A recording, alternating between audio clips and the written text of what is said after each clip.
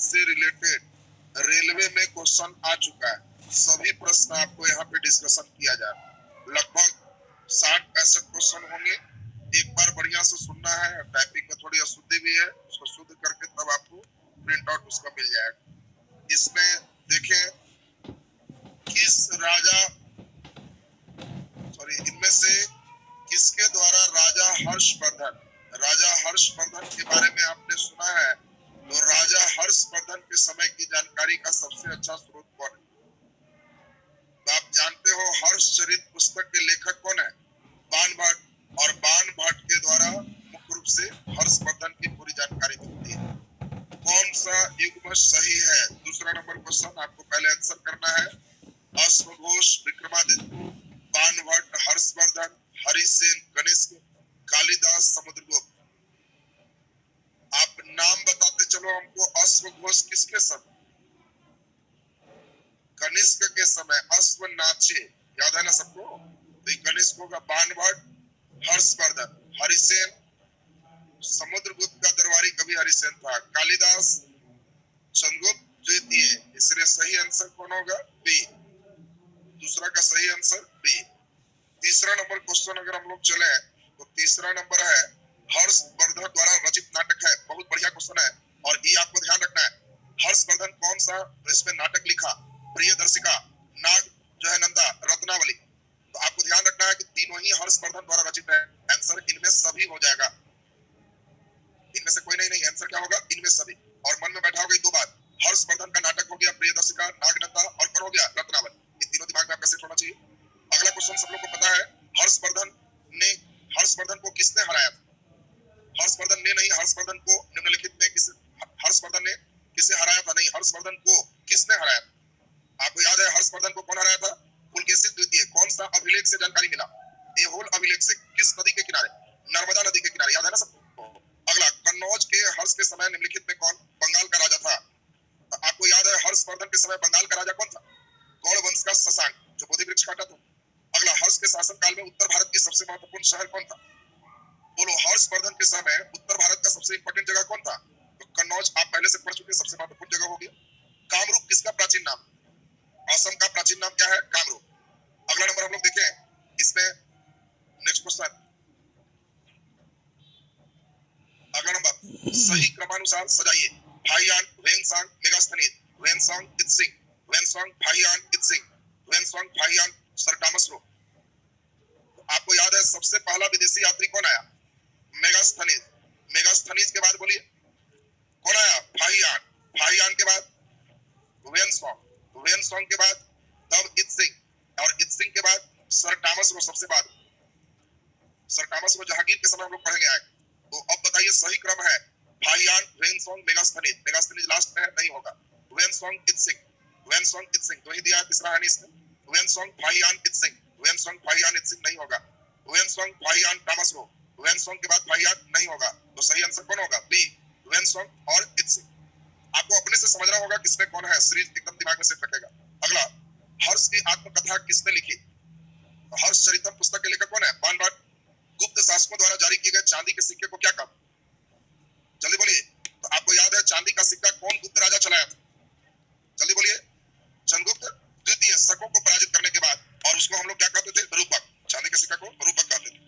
Next, निम्नलिखित राजाओं में से कौन सा कालक्रम के अनुसार से सही है? गुप्त राजा को सजाना है आपको, देख लीजिए।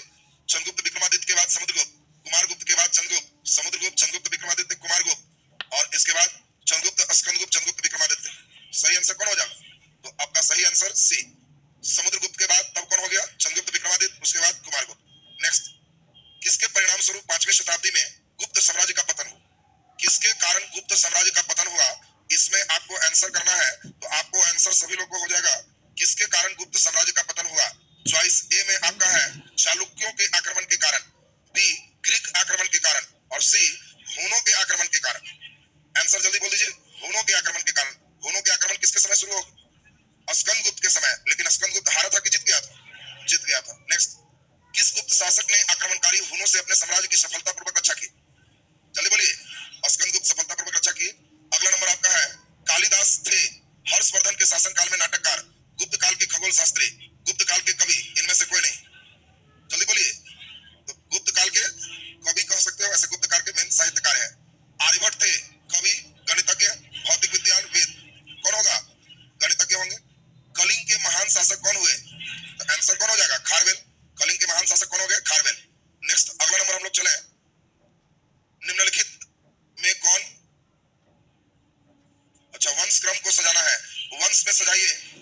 सुंग कुषाण गुप्त, सुंग मौर्य कुषाण गुप्त, मौर्य कुषाण गुप्त सुंग, गुप्त मौर्य सुंग कुषाण। कौन होगा? सबको याद है सबसे पहले हर्यक, हर्यक के बाद जल्दी बोलिए शिशुनाग, नंद, मौर्य, सुंग, कण्व। तो सही आंसर कौन हो गया? मौर्य के बाद सुंग कुषाण गुप्त। सही है ना? सही आंसर ए। गुप्त साम्राज्य का वास्तविक संस्थापक कौन है? जल्दी बोलिए। चंद्रगुप्त प्रथम। गुप्त के संस्थापक पूछेगा तो श्रीगुप्त, वास्तविक संस्थापक तो चंद्रगुप्त प्रथम। भारत का नेपोलियन किसे कहा गया? किसको कहे? समुद्रगुप्त को। अगला, चंद्रगुप्त विक्रमादित्य किस वंश से संबंधित है? जल्दी बोलिए। तो चंद्रगुप्त विक्रमादित्य का संबंध किससे है? गुप्त वंश से है। नेक्स्ट 21वां नंबर क्वेश्चन हम लोग देखें। 60 क्वेश्चन आपको देखना है। 60 क्वेश्चन में एंशिएंट इससे ज्यादा नहीं आपका आएगा, इसके लिए आप अपना निश्चिंत हो गए, इस पे पूरा अभ्यास करेंगे, इसको थोड़ा करके दिया जाएगा। चलिए अब हम लोग देख लें। अगला नंबर आपका क्वेश्चन है 21 नंबर देखें। भारतीय संस्कृति का स्वर्ण युग कौन है? जल्दी बोलिए। गुप्त काल को स्वर्ण काल कहते हैं। इसके बाद हम लोग देखें कुतुब मीनार के पास स्थित लौह स्तंभ किस राजा ने बनवाया था? जल्दी बोलिए। आपको याद होगा महरौली का नाम लिए थे, महरौली में ही कुतुब मीनार है, तो इसीलिए महरौली में वर्णित चंद्र से पहचान किसका हुआ है? चंद्रगुप्त द्वितीय विक्रमादित्य का। और सही आंसर हो गया ए। आयुर्वेद का जनक किसे कहते हैं? चलिए बोलिए। चरक को, जिसने पुस्तक लिखा था चरक संहिता। चलिए बताइए कागज बनाने की कला किस देश ने खोजा? आंसर ध्यान रखेंगे। दो चीज चीन में सबसे पहले, एक कागज और एक प्रेस। पूछा जाएगा विश्व में प्रेस का डेवलपमेंट सबसे पहले चीन, कागज का डेवलपमेंट चीन। कौन सी दो सभ्यताओं ने गांधार शैली की रचना किया? भारतीय और यूनान। याद है ना? भारतीय और यूनान दोनों मिले तो गांधार शैली हो गया। तो आंसर हो गया भारतीय और यूनानी शैली। सी हो गया। हाँ, भारतीय और ग्रीक दिया है क्या? नहीं ना, ग्रीक नहीं देगा, एक ही देगा ना, यूनान को ही ग्रीक का। विक्रम संवत और शक संवत में कितने साल का अंतर है? बोलो जल्दी। आपको मालूम है विक्रम संवत की शुरुआत कब है? 58 ईस्वी पूर्व। और शक संवत 78 ईस्वी।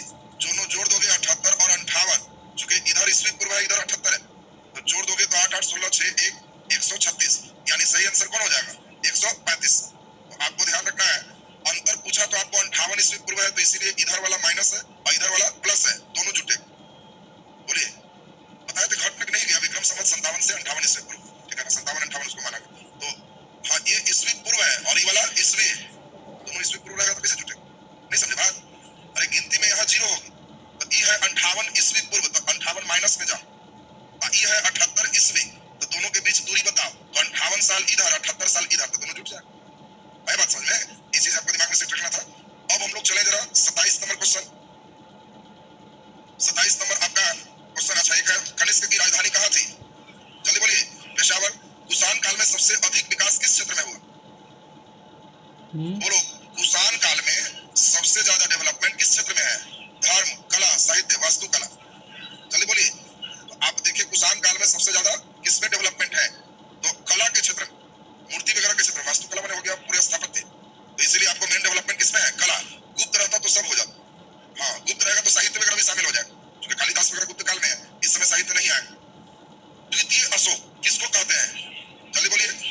द्वितीय अशोक किसको कहते हैं? जल्दी बोल दीजिए।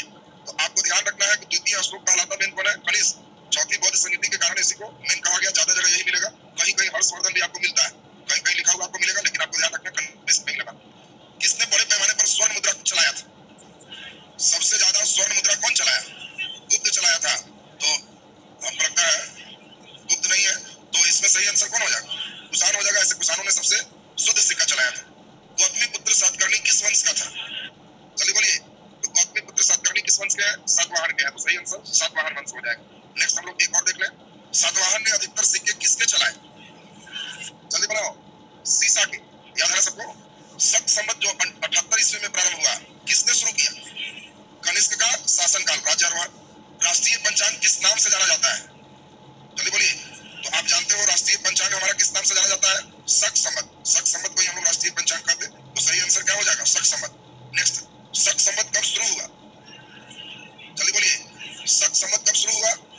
आपको हो गया 78 ईसा जन्म के 78 वर्ष बाद। इसका सही आंसर सी हो जाएगा। प्राचीन भारत में चिकित्सा के लिए ग्रंथ कौन लिखे? चरक। अभी हम लोग चरक संहिता चले थे। कौन प्राचीनतम है? तो मनुस्मृति सबसे प्राचीनतम है। अगला नंबर हम लोग देखें। हड़प्पा सभ्यता किस युग से संबंधित है? बोलिए आंसर क्या होगा? कांस्य युग से संबंधित है। शुंग वंश के अंतिम शासक कौन था? शुंग वंश। जल्दी बोलिए। देवभूति। पाटलिपुत्र किस नदी के संगम पर बसा है? Very good. गंगा से चर्चित है? अशोक अपने अभिलेख में किस नाम से चर्चित है? प्रियदर्शी, देवानाम प्रिय या प्रियदर्शी? प्रियदर्शी में होगा। किस स्थान के निकट कलिंग युद्ध लड़ा गया? कलिंग युद्ध लड़ा गया उदयगिरी, धौली, इसके बाद इनमें से कोई नहीं। तो आपको याद है कलिंग का मतलब धौली और चौगढ़।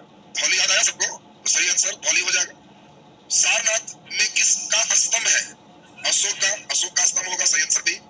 आर्य भारत कब आए थे? जल्दी बोल दीजिए। तो आर्य भारत कब आए थे? 1500 ईस्वी पूर्व से 1000 ईस्वी पूर्व, ऋग्वैदिक काल हो गया। आर्य लोग भारत में कहां से आए थे? मध्य एशिया से।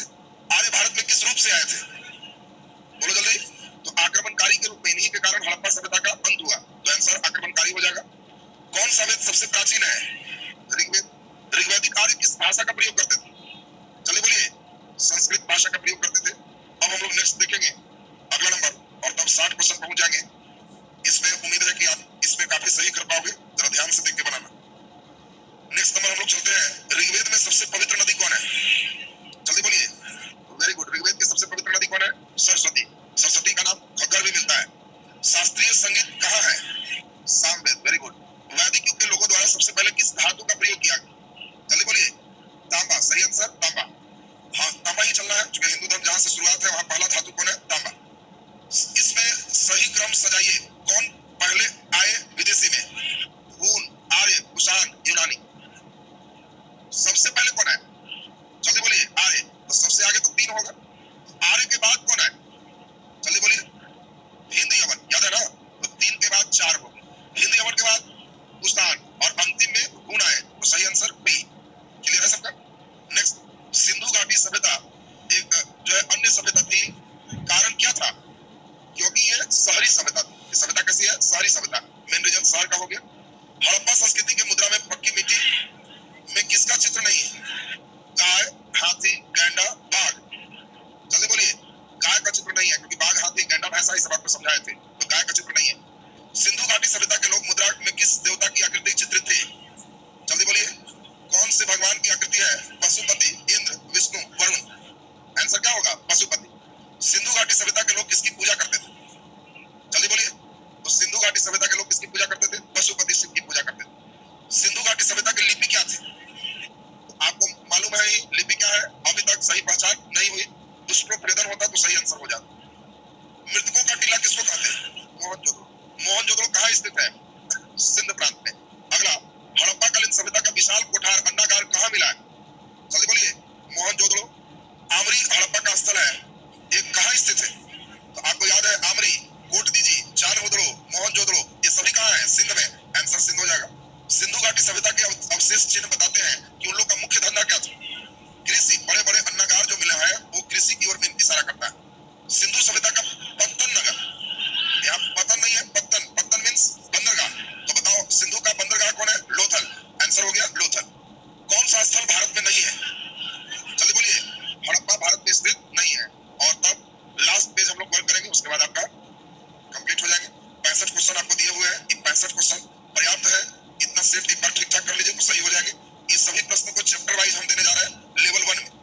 लेवल 1 में इतना प्रश्न आपको एकदम फटाफट बनना चाहिए, कोई गलत नहीं है। तो अंतिम दिन बस इसी का रिवीजन करें। बाकी अंतिम दिन के लिए एक साथ अभी बंधन राउंड मारेंगे, वो एनसीएल का समझिए बंधन हो जाएगा। हड़प्पाकालीन लोगों को किसकी जानकारी नहीं थी? जल्दी बोलिए। हड़प्पा के लोग वह नहीं जानते थे कुम्हार का चाक, आग, लोहा, गेहूं? लोहा नहीं है, क्योंकि लोहा महाजनपद पीरियड में आएगा। उत्तर वैदिक के लोग जानेंगे। किस गुप्त शासक को शांति प्रिय वैदिक संबंध स्थापित किया? किस गुप्त शासक ने शांति प्रिय एवं वैदिक संबंध? क्वेश्चन टाइप ठीक से नहीं किया, क्वेश्चन कुछ गलत टाइप कर दिया। चीनी यात्री वेनसोंग किसके समय भारत आया? जल्दी बोलिए।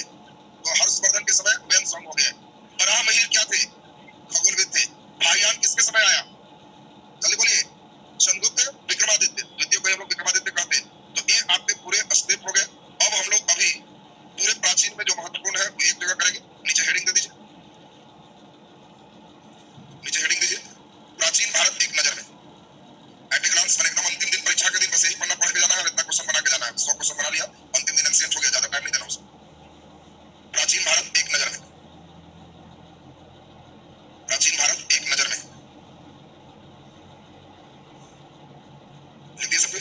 चलिए एक नजर में हम लोग फटाफट देख लें। एक त्रिभुज बना दीजिए। त्रिभुज बना दे।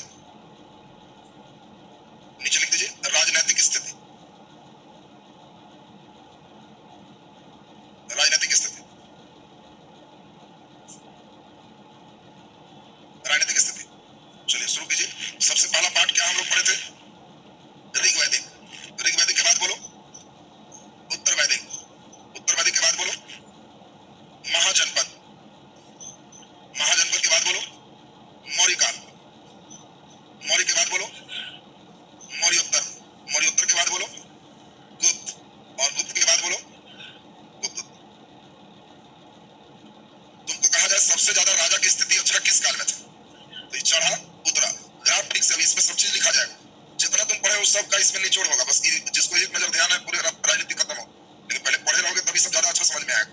अब आप जल्दी जल्दी इसमें बता दीजिए, ऋग्वैदिक काल में आपको याद होगा एक प्राचीनतम संस्था था, जल्दी बोल दीजिए, विदत। Very good, विदत।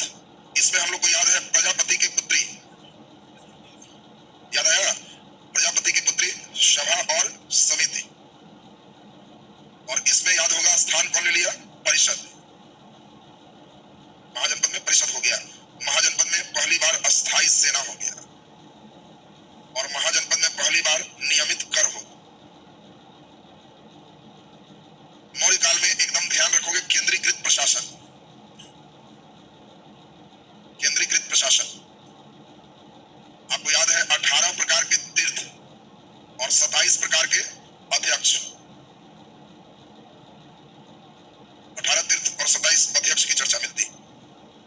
मौर्योत्तर नीचे क्यों होंगे, क्योंकि इस समय पहली बार भूमि अनुदान प्रारंभ है। कौन किया था, वेरी गुड, भूमि अनुदान प्रारंभ किसके द्वारा, सातवाहन द्वारा। गुप्त काल में सामंती प्रथा का विकास ज्यादा हो, और इसीलिए राजा की स्थिति नीचे आ रहा। राजा की स्थिति नीचे है मतलब छोटे छोटे सामंत काफी डेवलप कर गए, इसलिए राजा की स्थिति गुप्त काल में नीचे है।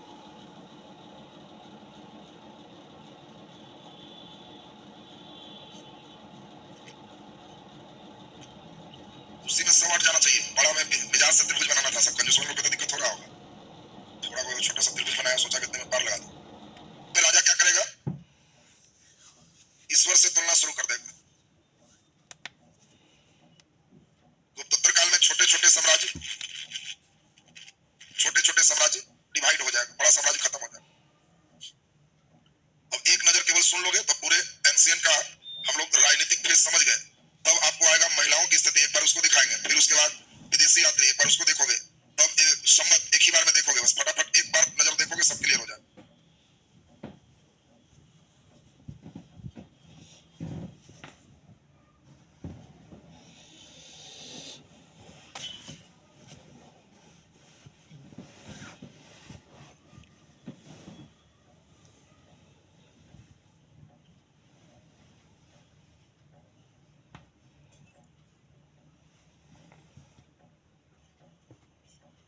कोई राजा बनना चाहता था नहीं, क्योंकि राजा के पास अस्थायी सेना नहीं है, बलि नामक स्वैच्छिक कर है, नियमित कर प्रणाली नहीं है। और इस समय प्राचीन संस्था कौन है, विदत। इस काल में विदत समाप्त होगी, और इस काल में प्रजापति की पुत्री कौन है, सभा और समिति। इस समय कुछ स्थिति ठीक है, जैसे ही महाजनपद आएगा तो स्थिति और ठीक है। 16 महाजनपद आया, पहली बार इस समय सभा समिति भी समाप्त है, परिषद उसका स्थान ले लिया, अस्थायी सेना का डेवलपमेंट है, नियमित कर प्रणाली डेवलप। आपसे पूछा जाएगा कि बताओ विदत किस काल में समाप्त हुआ, उत्तर वैदिक में समाप्त हुआ। बात समझना, समाप्त का पूछ रहे हैं। सभा समिति कब समाप्त हुआ, महाजनपद में समाप्त होगी। किसे प्रजापति के 2 पुत्री कहा गया, चॉइस देगा, विदत, समिति, परिषद, तीनों को। आंसर बोलिए, समिति, सभा और समिति, जो चॉइस में वही ठीक होगा। मौर्य काल में राजा की स्थिति सबसे अच्छा। आपको मौर्य पढ़ाया था, याद होगा, पाकिस्तान, अफगानिस्तान, पूरे क्षेत्र कब्जा में, और केंद्रीकृत प्रशासन है, एक जगह से ही पूरे कंट्रोल हो रहा है, उसको सेंट्रलाइज कहते, केंद्रीकृत प्रशासन कहते। और इस समय बड़े बड़े अधिकारी हैं, 18 तीर्थ, 27 अध्यक्ष तीर्थ की चर्चा आपको की थी। सीताध्यक्ष सरकारी भूमि का हेड था, अकाराध्यक्ष खान का अध्यक्ष था, याद है सबको, तो विविधाध्यक्ष चारागाह का अध्यक्ष था। तो कई चीज यहाँ पे आपको हम समझाए थे। मौर्योत्तर काल में पहली बार अब स्थिति डाउन है। इस समय भूमि अनुदान मेन रूप से प्रारंभ हो गया है। भूमि के दान देने से जिसकी भूमि है उसकी पावर घटती, और इसी कारण इस समय सातवाहन वंश के द्वारा भूमि अनुदान से हल्का लक्षण आना शुरू हो गया। किस चीज का, सामंती प्रथा। और गुप्तों के समय सामंतों का बहुत ज्यादा डेवलपमेंट है। हम लोग इसमें देख रहे थे, उपाधि महाराजा धीराज सब ले रहे थे, खुद को ईश्वर से तुलना डायरेक्ट कर रहे थे। और इस काल में स्थिति और खराब है, छोटे छोटे साम्राज्य बन चुके हैं, और इसी काल में हम लोग ईश्वर के बराबर की उपाधि गुप्तोत्तर काल में राजा धारण कर रहे हैं। तो ये पूरा आपका प्राचीन भारत के राजा का पेज हो गया। नीचे लिख दीजिए, प्राचीन भारत में महिलाओं की स्थिति। जो प्रश्न आएंगे उसी को हम लोग चलते हैं, तुरंत आपका क्लियर हो जाएगा। प्राचीन भारत में महिलाओं की स्थिति, महिलाओं की स्थिति, चलिए सुन लीजिए। इसमें मेन 3 ही आते हैं, और तीनों ठीक से सुनिए, क्लियर हो जाएगा। एक हम लोग देख लेंगे ऋग्वैदिक काल, फिर हम लोग देख लेंगे उत्तर वैदिक काल, और इसके बाद सीधा सीधा सीधा हम लोग चलेंगे गुप्त काल। बस इतना ही आपको आएगा कि 3 काल ठीक है तो सही हो। सबसे अच्छा महिला की स्थिति कब है? ऋग्वैदिक काल में। और इस समय की विदुषी महिला कौन है? तो आपको याद है अपाला, अपाला, घोषा, मुद्रालोपा, अपर्णा, ये सभी इस काल की विदुषी महिला है। विदुषी माने विद्वान महिला। पुरुष को विद्वान कहेंगे, महिला को विदुषी कहेंगे। तो विदुषी महिला हो गई। उत्तर वैदिक काल की विदुषी महिला गार्गी। मेन गार्गी ही आपसे पूछेगा, गार्गी केवल ध्यान में रखें। धीरे धीरे इस समय डिक्लाइनेशन है। और गुप्त काल में आपको समझाया था कि पहली बार इसी समय गुप्त काल में पर्दा प्रथा का चर्चा मिलता है। इसी समय पहली बार सती प्रथा का चर्चा मिलता है। और आपको याद है सती प्रथा का पहला अभिलेख कहां मिला? भानुगुप्त का एरन अभिलेख। याद है ना सबको? लिख दीजिए जल्दी से। महिलाओं की स्थिति नीचे लिख दीजिए। ऋग्वैदिक काल डैश की सबसे अच्छी स्थिति, सबसे अच्छी स्थिति विदुषी महिला, अपाला घोषा,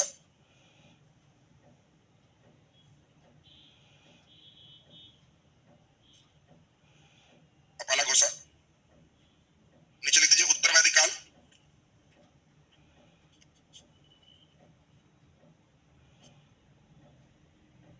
उत्तर वैदिक काल विदुषी महिला गार्गी,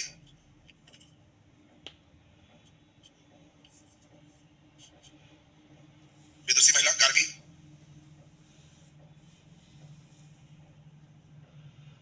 गार्गी। नीचे लिख दीजिए गुप्त काल डैश देके, गुप्त काल डैश देके पर्दा प्रथा प्रारंभ, पर्दा प्रथा प्रारंभ, सती प्रथा प्रारंभ, सती प्रथा प्रारंभ। लिखा गया सबसे? चलिए नीचे लिख दीजिए डैश देके सती प्रथा का पहला अभिलेखीय प्रमाण, सती प्रथा का पहला अभिलेखीय प्रमाण, पहला अभिलेखीय प्रमाण बोल दो।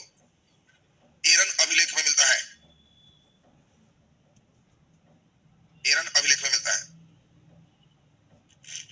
हेडिंग दे दो, विदेशी यात्री या राजदूत, विदेशी यात्री या राजदूत, विदेशी यात्री या राजदूत। राजदूत मतलब कोई राजा दूत के रूप में भेजा, यात्री माने घूमने आया। तो जो यात्री रहेगा उसमें नहीं पूछेगा कि इसको भेजा कौन, केवल पूछेगा किसके समय आया। लेकिन कोई भेजा हुआ रहेगा तो पूछेगा किसको कौन भेजा। तो जिसको भेजेगा उसको हम लोग राजदूत कहते हैं। राजा का दूत तो राजदूत हो। और यात्री माने घूमने आए। हम किसी लड़के को भेजे कि जाओ उनके यहाँ और ये कह के आओ, तो वो मेरा दूत है। लेकिन अपनी इच्छा से गया हुआ है तो यात्री है। दूत और यात्री में अंतर समझ में आ गया सबको?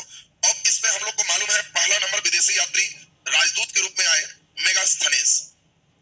और आपको मालूम है मेगास्थनीज किसका राजदूत?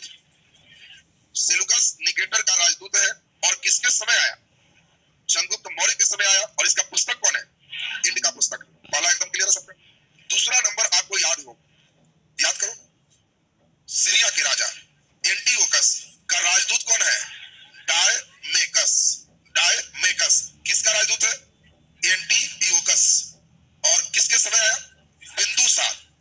बिंदुसार ना कि बिंबिसार? हाँ, कंफ्यूज मत होना। ये हम लोग देखे चंद्रगुप्त मौर्य के बाद बिंदुसार। डायमेकस के बाद बताए थे मिस्र के राजा फिलाडेल्फस। फिलाडेल्फस। और इसका राजदूत कौन है? डायोनीसस। ध्यान देना, अभी सब सुन लो पहले, एकदम याद चाहिए, ऐसा एक जगह रहना चाहिए। डायोनीसस यह भी बिंदुसार के समय आया। फिर अब आगे बढ़ो, तब जल्दी बताओ। मौर्य काल कंप्लीट हो, तब मौर्योत्तर में आपको जैसे ही याद होगा उसमें हम बताए थे मौर्योत्तर में मौर्य के बाद सुंग वंश आए। और सुंग वंश में सबको याद होगा कौन? चलिए बोलिए। सुंग वंश में आपको याद है हेलियोडोरस। याद आया? किसके समय? ये भागवत के समय आया। और किसका राजदूत था? हिंद यमन के राजा एंटियालकिड्स का। एंटियालकिड्स का ये राजदूत है हेलियोडोरस। विदिशा बेस नगर में गरुड़ ध्वज स्थापित हुआ था। याद आ गया सबको? तब इसके बाद चलोगे तो अब पहुंचेगा फाहियान। बोलिए किसके समय? चंद्रगुप्त द्वितीय के समय। ये यात्री है, खुद से आया। इसके बाद तब हम लोग चलेंगे वेनसोंग। वेनसोंग जल्दी बताओ। हर्षवर्धन के समय। और इसके बाद एक पढ़ने वाला आदमी आया जो घूमा, इसका नाम है इत्सिंग। इत्सिंग भी आपको मिलते रहेगा। तो तीनों चाइनीज। अब क्वेश्चन सुन लीजिए, बहुत अच्छा क्वेश्चन आ गया। भारत आने वाला प्रथम चीनी यात्री कौन था? मेगास्थनीज, डायमेकस, फाहियान। तो ये तीनों चाइनीज है, समझ रहा है, चाइनीज। और ये तीनों यूनानी है, ये भी यूनानी है। तो यूनान के ये देख रहे हो 4 है, और ये तीनों कहाँ के हैं? चीन के हैं। तो आपको पूछेगा चीन का पहला, यूनान का पहला।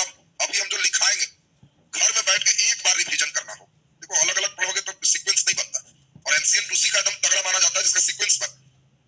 और हमारी कोशिश यही था कि प्राचीन खत्म किया, एकदम समझो पिलर और डोर लेवल ढलैया चल रहा, एकदम दीवार मजबूत, गिरने का नाम नहीं लेगा। खाली दीवार उठा देंगे तो कब उलट जाएगा ठिकाना नहीं। तो एकदम ढलैया कर दे रहा है कि घर में बैठिए और खाली इससे कहिए कि विदेशी यात्री। सोचो, तो ये दिमाग कहेगा कि ठहरो निकालते हैं। मेगास्थनीज कहना, अगला बोलो तो डायमेकस, अगला बोलो डायोनिसस, अगला बोलो हेलियोडोरस, अगला बोलो फाहियान, फिर बोलो वैनसॉन्ग, फिर बोलो इत्सिंग। तब कहना कि सबके बारे में 2-2 लाइन बोलो।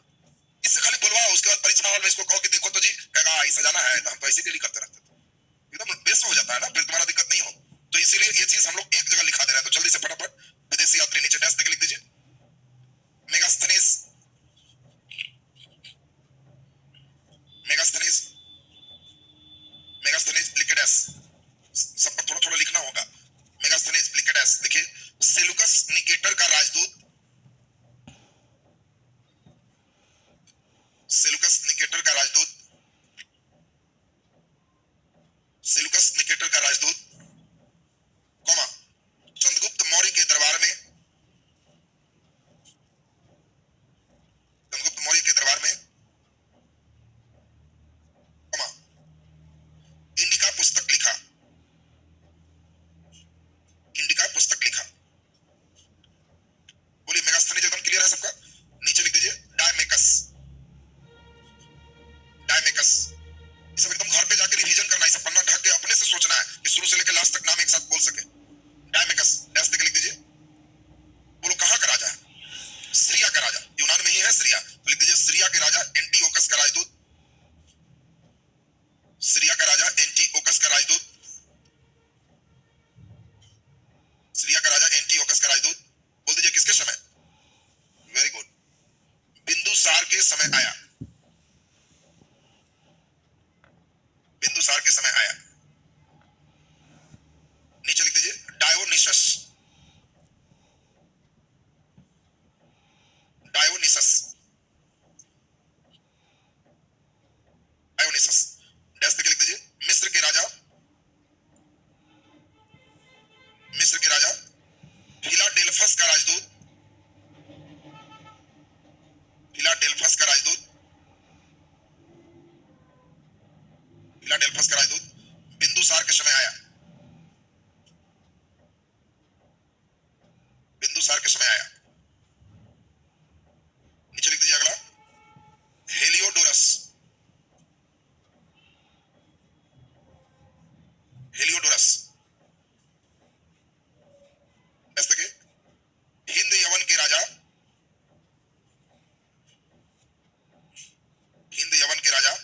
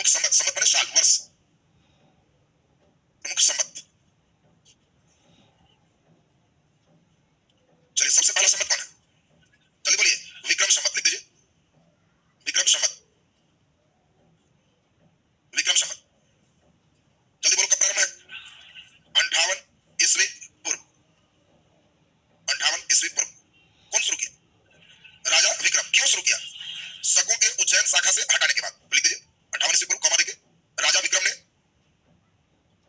ने शकों को उज्जैन से हटाने के उपलक्ष्य में प्रारंभ किया। उज्जैन से हटाने के उपलक्ष्य में प्रारंभ किया। बोलो अगला नंबर। Very good. दूसरा नंबर कौन हो गया? सक्षम। बोलो शक संवत कौन शुरू किया? जल्दी बोलिए। गणेश कब शुरू किया? 78 ईस्वी। इसमें पूर्व खत्म हो जाएगा। ये भारत का राष्ट्रीय पंचांग। आपको पूछा जाएगा कि भारत का राष्ट्रीय पंचांग किस पर आधारित है, तो शक संवत पर आधारित है। और ये क्यों शुरू हुआ? क्योंकि इस साल कनिष्क का राज्यारोहण हुआ या राज्याभिषेक हुआ। तो आपको ध्यान रखना है, कनिष्क के राज्याभिषेक के उपलक्ष्य में शक संवत की शुरुआत कब है? 78 ईस्वी में। इसके बाद लिख दीजिए पहले शक में शक संवत 10 देखिए 78 ईस्वी में प्रारंभ। 78 ईस्वी में प्रारंभ कॉमा देख लिख दीजिए। भारत का राष्ट्रीय कैलेंडर इस पर आधारित। भारत का राष्ट्रीय कैलेंडर इस पर आधारित। राष्ट्रीय कैलेंडर इस पर आधारित कॉमा देख लिख दीजिए। इसका पहला माह बोलो शक संवत का पहला महीना कौन है? चैत। ये चैत बैसाख जेठ आषाढ़ जो करते हो वो शक संवत। इसका पहला माह चैत। हाँ, अंतिम कौन हो जाएगा? फागुन। होली जो पर्व मनाते हो तो फागुन अंतिम हो गया, चैत से शुरू हो जाएगा। तो इसमें कॉमा देख लिख दीजिए। कनिष्क के राज्याभिषेक के समय प्रारंभ। कनिष्क के राज्याभिषेक के समय प्रारंभ। कनिष्क के राज्याभिषेक के समय प्रारंभ लिखा गया सबसे। शक संवत के बाद तीसरा नंबर बोल दीजिए गुप्त संवत। लिख दीजिए गुप्त संवत। ये 3 संवत एंशिएंट का इंपॉर्टेंट है। मध्यकाल में आओगे तो वहां हिजरी संवत में आएगा तुम्हारा। बोलिए गुप्त संवत कब शुरू है? 319 ईस्वी में। किस लिए शुरू है? चंद्रगुप्त प्रथम शासक बना। लिख दीजिए गुप्त संवत डैश देखिए 319-20 में प्रारंभ। 319-20 में प्रारंभ। 319-20 में प्रारंभ कॉमा देके लिख दीजिए। चंद्रगुप्त प्रथम के राज्याभिषेक के उपलक्ष्य में। चंद्रगुप्त प्रथम के राज्याभिषेक के उपलक्ष्य में। राज्याभिषेक के उपलक्ष्य में लिखा गया सबसे। तो संवत भी क्लियर हो गया सबका। चलिए अब थोड़ा सा उपाधि की बात कर लें, थोड़ा लास्ट स्टेप। उपाधि के बाद एंशिएंट से क्वेश्चन आपके हो जाएंगे। नीचे लिख दीजिए राजा उपाधि। राजा और उपाधि। अब जो आप पढ़े हो एक एक करके सब हमको बताते जाना। कुछ कुछ उपाधि जो तुमको याद होगा। अजात शत्रु। जल्दी बोलिए। अजात शत्रु। अमित्रघात में है। बिंबिसार। क्लियर किया। कूली किसका नाम? अजात शत्रु का। और बता दो जरा ध्यान से, सेंड्रोकोटस। हाँ, यूनानी ग्रंथों में उसको क्या मिलता है? सेंड्रोकोटस। अमित्रघात किसको मिलता है? जल्दी बोलिए। बिंदुसार। बिंदुसार के समय वहां आ जाएगा। तो इसलिए आपको ध्यान रखना है, बिंदुसार आएगा तो क्या होगा? अमित्रघात, शत्रुओं को नाश करने वाला। बताइए जरा सर्वछत्रांतक कौन लिया था जी? सब क्षत्रियों को नाश करने वाला महापद्मनंद। उसकी दूसरी उपाधि क्या थी? उग्रसेन। उग्रसेन। तो आपको कुछ नाम आ रहा है जिसमें जिनका एकदम इंपॉर्टेंट है, उसके साथ आपको ध्यान रखना पड़ेगा। तो चलिए हम लोग पहले देख लें। बताओ हरिया वंश के संस्थापक? बिंबिसार। बिंबिसार के बाद अजात शत्रु। मेन यहीं से चले। अजात शत्रु का एक उपाधि है जिसको पूछता है। उसके बाद हम लोग चलेंगे सीधा आगे बढ़ जाएंगे। उद्यान का पूछेगा नहीं। फिर हम लोग सीधा आ जाते हैं चंद्रगुप्त मौर्य। या थोड़ा नंद वंश पे आ जाए। थोड़ा हाँ, नंद वंश में आ गए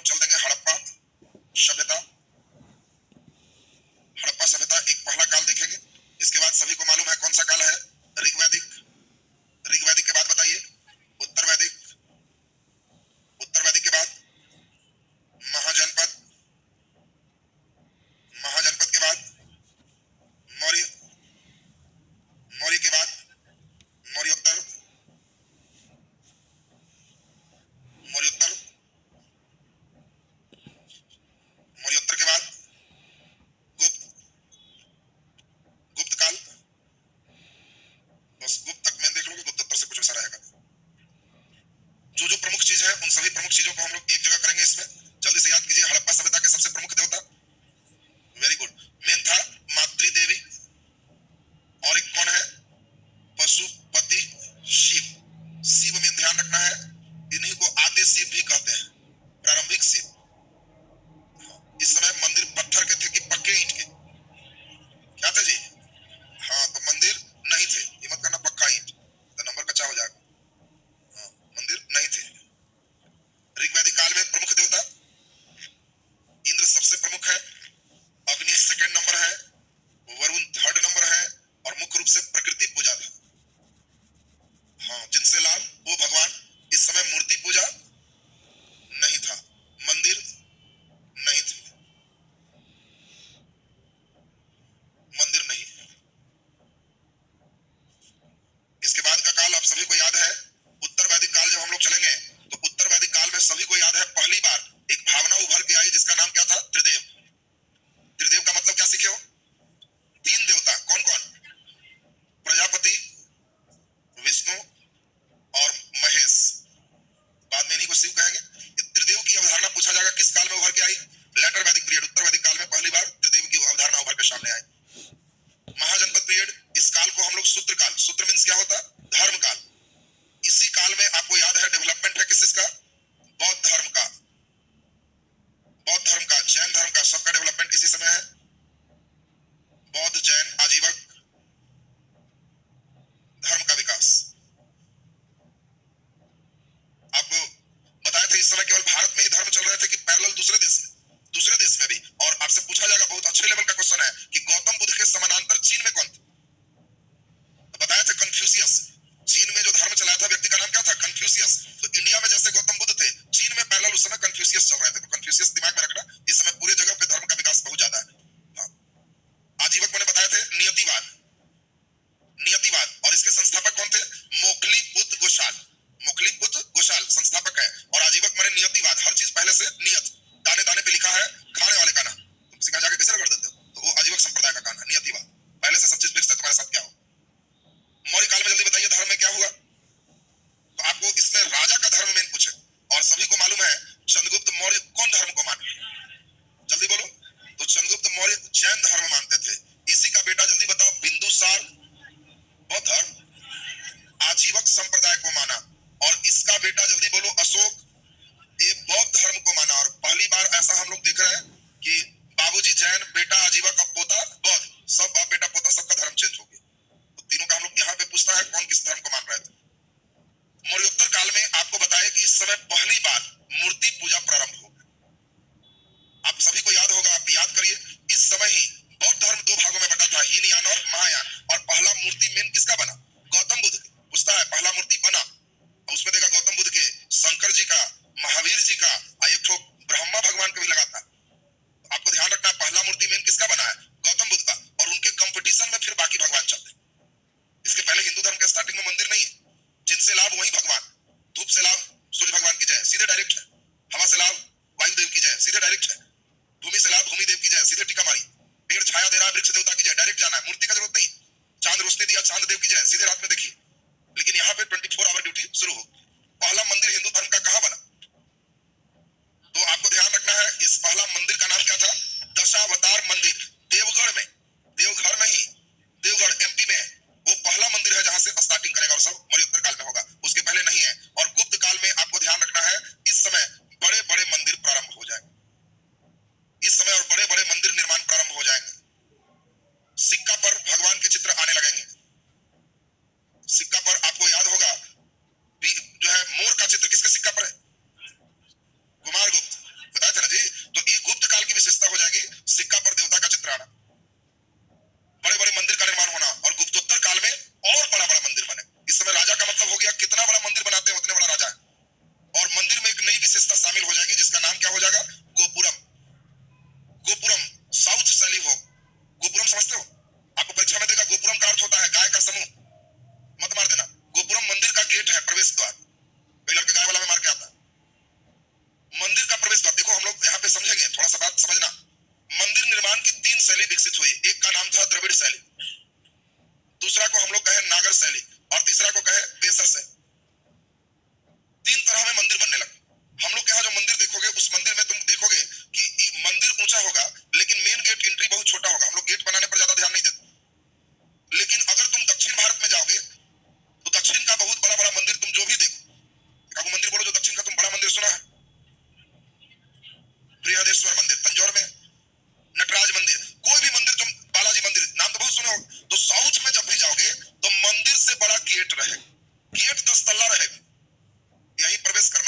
गेट है इतना बड़ा, अंदर मंदिर छोटा है। मेन जो खूबसूरती है गेट में। अब यहीं से चला, धीरे धीरे तल्ला कमते गया, एकदम इन करते समय लग रहा है वाह कहाँ इन कर रहा है, अंदर गए तो देखे कि हाँ भगवान छोटा है, फिर दर्शन निकल। तो ऐसे विशाल विशाल मेन गेट का ही नाम क्या है? गोपुरम। ये गोपुरम। अब आपसे पूछा जाएगा कि बताओ मंदिर के प्रवेश द्वार को हम लोग क्या कहते हैं? गोपुरम का। तो गोपुरम शब्द भी क्लियर हो गया है सबका। तो ये भगवान संबंधी जितने प्राचीन भारत थे हम लोग पूरे रिवीजन कर लिए। तो हम लोग का एंशिएंट इंडिया समाप्त हो गया। अब एंशिएंट से हमें नहीं लगता है कि आपको कोई क्वेश्चन रुकने जा रहा। बोला जा रहा कुछ? पल्लव के, चूंकि पल्लव के बाद कौन आए थे? चोल आए थे। तो चोल पल्लव के सामंत थे। और चोलों के बारे में है कि आपको इनकी राजधानी कहाँ है? जल्दी बोलिए, चोल की राजधानी कहाँ रहेगी? तो चोल की राजधानी है तंजौर। और तंजौर किस राज्य में है? फिर वही है तमिलनाडु। और उसी के पल्लव का ही संबंध है ना, तो इसलिए फिर पूछा जाएगा तंजौर किस राज्य में है? तमिलनाडु। और इसमें आपको ध्यान रखना है, चोल सबसे ज्यादा अपना डेवलपमेंट किए नौसेना पर, यानी जल वाले सेना पर सबसे ज्यादा इनका विकास रहा, और तटीय क्षेत्र में सबसे ज्यादा कब्जा भी रहा। अभी आप चोल का मानचित्र देखिए तो समझ में आएगा। अब सोचिए कि चोल यहाँ पे इनका कैपिटल है, और सोच लीजिए चोल का पूरा यहाँ इस क्षेत्र कब्जा है, इधर से लेके ये पूरा मलेशिया, इंडोनेशिया, ये पूरा जो देख रहे हैं दूसरा देश तक, यहाँ तक चोलों का कब्जा। तो आप देख पा रहे हैं कि चोल ये पूरा जो क्षेत्र है इस सभी क्षेत्र पर अपना अधिकार रखे, और नीचे भी इन्हीं के सहायक हैं, जीते हुए श्रीलंका तक। अब आप समझ पा रहे होंगे कि तट के क्षेत्र में इतना ज्यादा डेवलपमेंट किसी राजा का नहीं। और इसीलिए ये नौसेना के डेवलपमेंट पूछा जाएगा कि सबसे ज्यादा नौसेना का विकास किसके द्वारा? तो चोलों के द्वारा। चोल की एक और विशेषता है, ग्राम जो इनके पंचायत है उसमें उसकी ग्राम प्रशासन में स्वायत्तता। दो विशेषता चोल का सबसे ज्यादा इंपॉर्टेंट है, एक नौसेना और एक ग्राम प्रशासन में स्वायत्तता।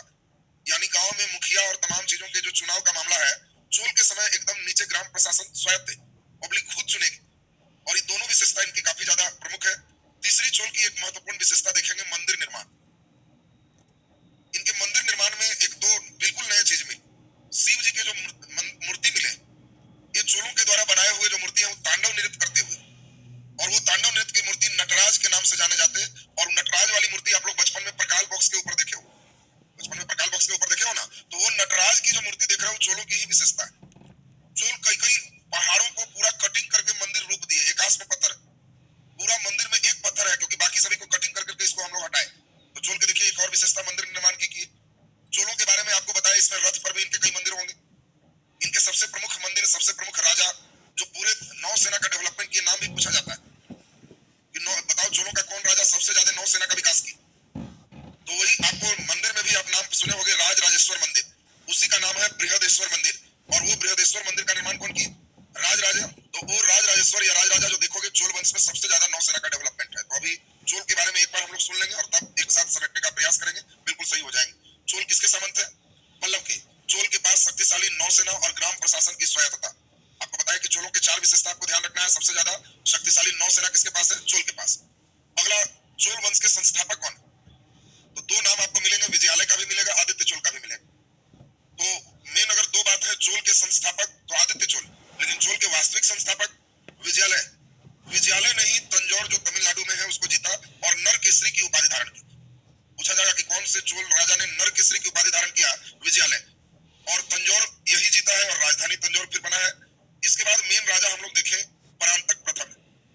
और परांतक प्रथम ये एक युद्ध है जिसका नाम है बेल्लूर का युद्ध। ये सब सभी पूछे जाएंगे, बहुत अच्छे प्रश्न है। जो भी आपको लिखे गए हैं उसको एकदम बिल्कुल कम से कम है, इसको एकदम याद रखना। पूछा जाएगा बेल्लूर का युद्ध किसके किसके बीच हो? तो आपको ध्यान रखना है, चोल और पांड्य के बीच। बेल्लूर का युद्ध किसके किसके बीच है? चोल और पांड्य के बीच। इस समय पांड्य राजा राज सिंह को परांतक प्रथम ने हराया। और पांड्य की राजधानी कहाँ थी? मदुरई। और परांतक प्रथम ने मदुरई कुंड की उपाधि धारण की।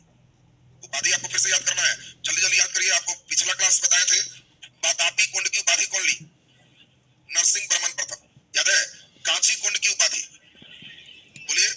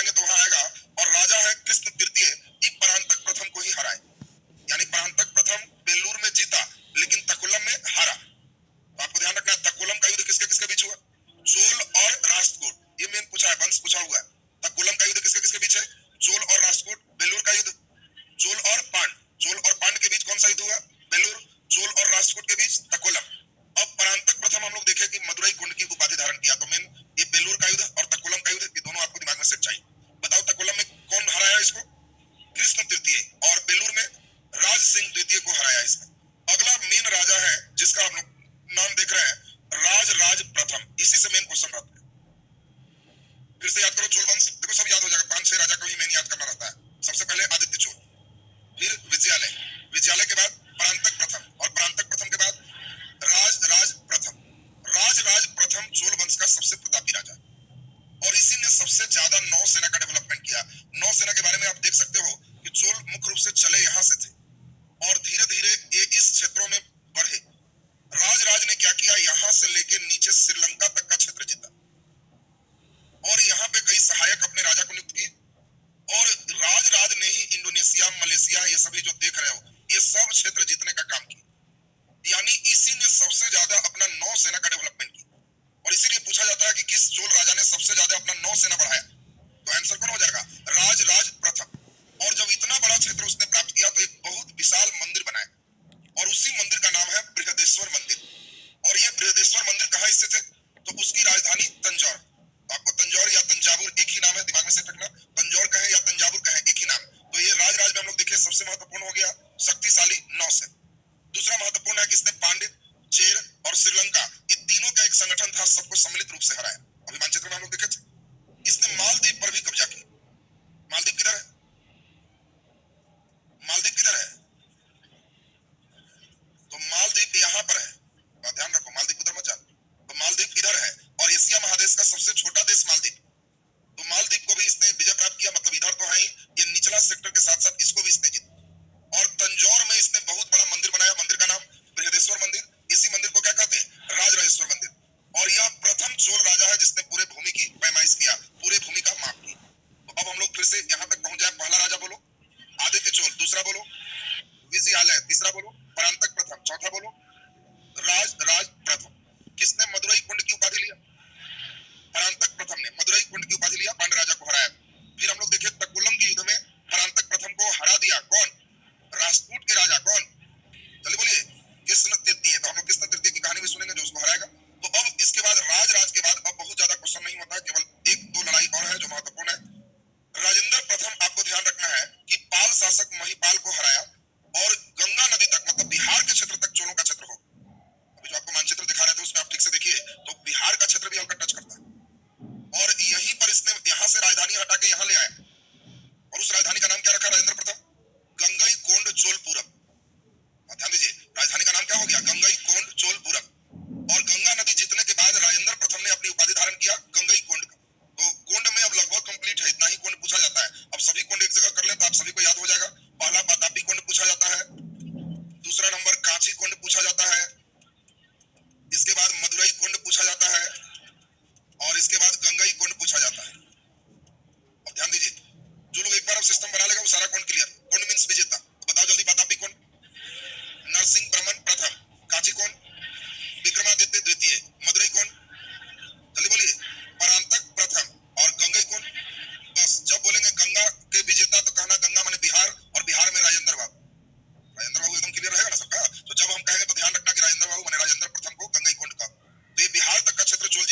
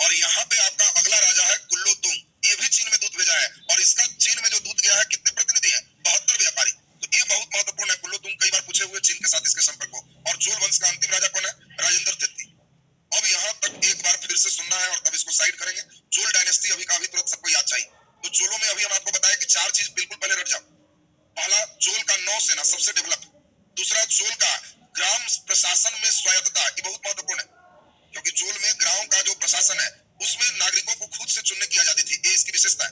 और तीसरा नंबर, चोलों के द्वारा जो मंदिर निर्माण हुए उसमें एकाश्म पत्थर का ज्यादा प्रयोग है, मैंने पहाड़ को ही कटिंग करके बना दी।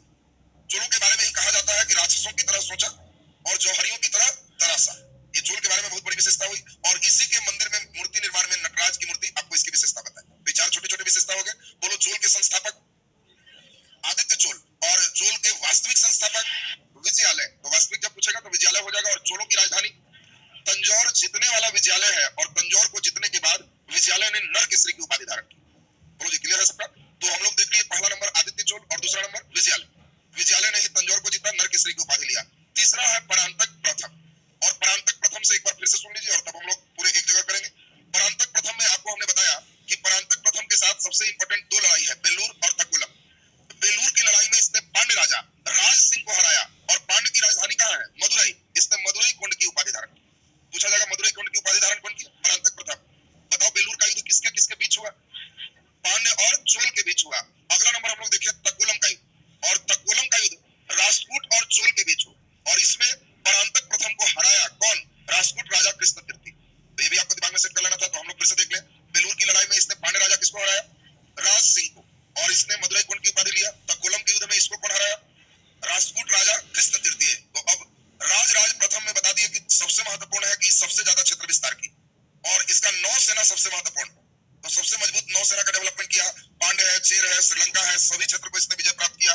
इसने मालदीव पर भी, इंडोनेशिया तक का क्षेत्र जीता, और बहुत बड़ा मंदिर बनाया। कौन मंदिर? बृहदेश्वर मंदिर। कहाँ स्थित है? तंजौर में स्थित है। और ये पहला चोल राजा है जो भूमि का माप कराए।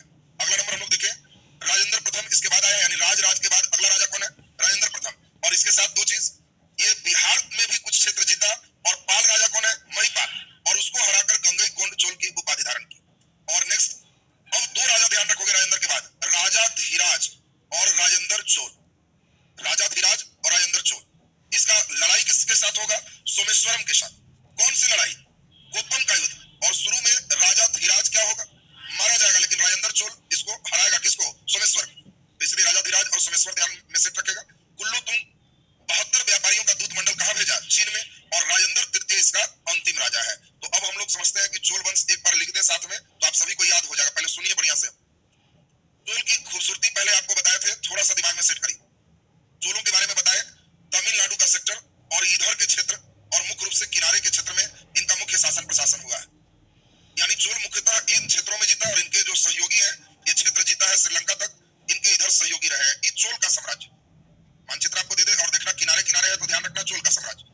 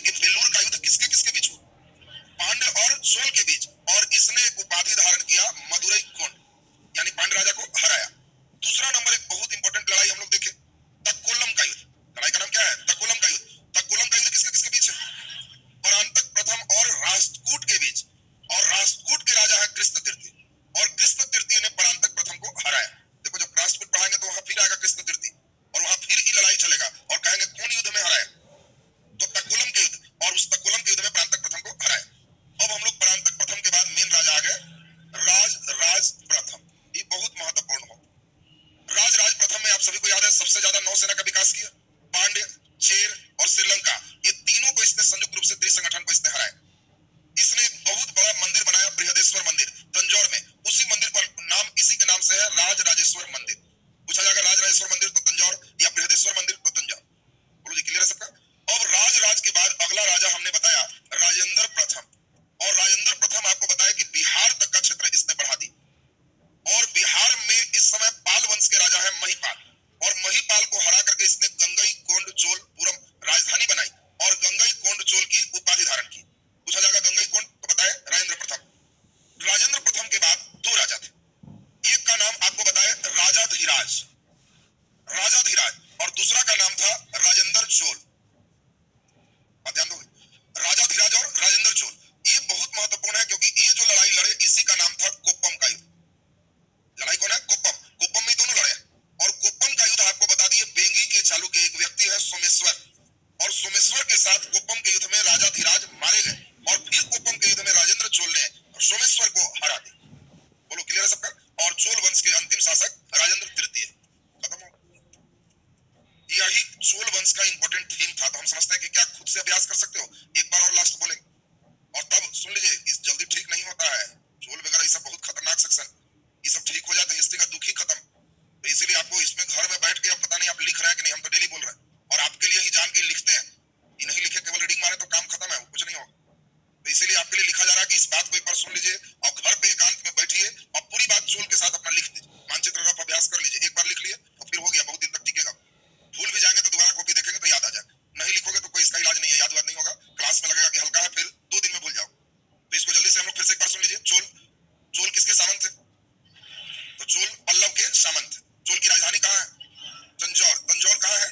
तमिलनाडु में। और चोल के बारे में 2 विशेषता और देखिए, नौसेना का डेवलपमेंट सबसे ज्यादा, ग्राम प्रशासन में स्वायत्तता, और मंदिर एकाश पत्थर के बड़े बड़े। बोलो क्लियर है सबका? चोल के संस्थापक आदित्य चोल, वास्तविक संस्थापक विजयालय ने ही तंजौर जीता और उपाधि क्या लिया? नरकेसरी। परांतक प्रथम में 2 लड़ाई, पहला नंबर बेल्लूर का युद्ध, और बेल्लूर के युद्ध में इसने पांड्य राजा किसको हराया?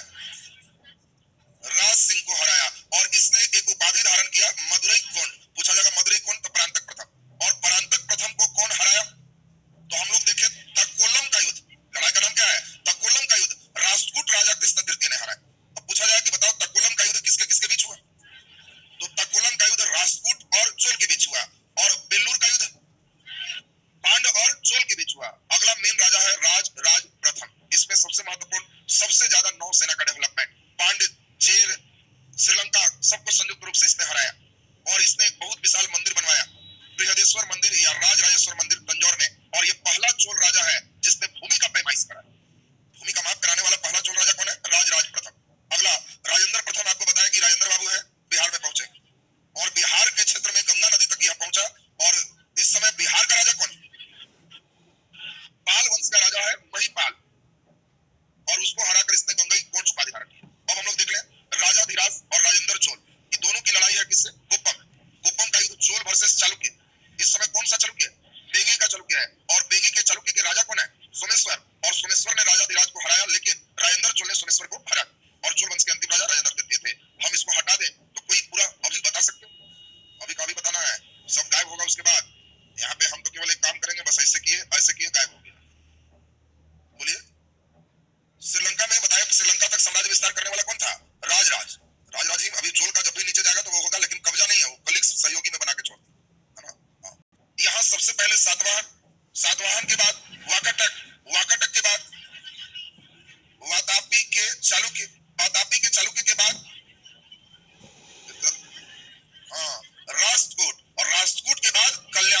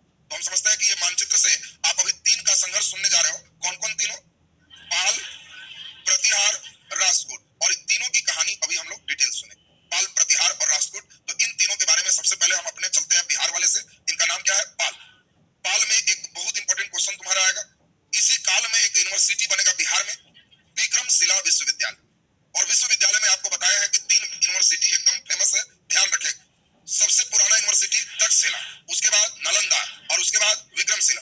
बता दीजिए जरा तक्षशिला विश्वविद्यालय कहाँ है? पाकिस्तान। कौन बनाया? कौन बनाया? कौन बनाया? राजा तक्ष। और ये महाजनपद पीरियड में ही चल रहा था। तो तक्षशिला यूनिवर्सिटी हम लोग देख लिए। तक्षशिला यूनिवर्सिटी फेमस है बौद्ध धर्म के लिए, जैन धर्म के लिए। हाँ, तो न बौद्ध है न जैन है, संस्कृत के लिए। जिस समय तक्षशिला विश्वविद्यालय है उस समय बौद्ध जैन बहुत पॉपुलर नहीं, तो इसीलिए ध्यान दीजिए वहां पे आपको ध्यान रखना, तक्षशिला विश्वविद्यालय को संस्कृत का ऑक्सफोर्ड का, नालंदा विश्वविद्यालय को बौद्ध धर्म का ऑक्सफोर्ड है। और ये विक्रमशिला किसके लिए? Very good. इस समय बौद्ध धर्म का और ज्यादा एक नया सिस्टम बना जिसको वज्रयान कहते हैं, तंत्र मंत्र जादू टोना, ये भी बौद्ध धर्म में शामिल हो।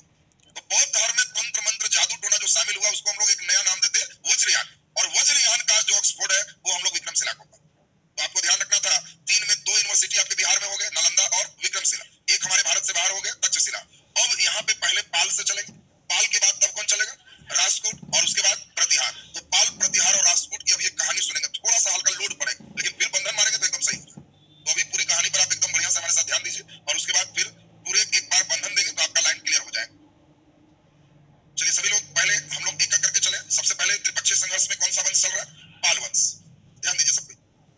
पाल वंश में आपको जो क्वेश्चन आएगा, जल्दी जल्दी फटाफट सुने, बहुत दुलरुआ क्वेश्चन है। पाल वंश के संस्थापक कौन? तो कौन है? अगर तुमको कोई कहे पाल के संस्थापक तो कहना कि तुमको पालना ही है, तो मुर्गी बकरी से मत पालो, गो पालो। तो इसलिए बेचारा गोपाल इसका नाम ही। तो पूछा जाए पाल वंश के संस्थापक बोलो, गोपाल।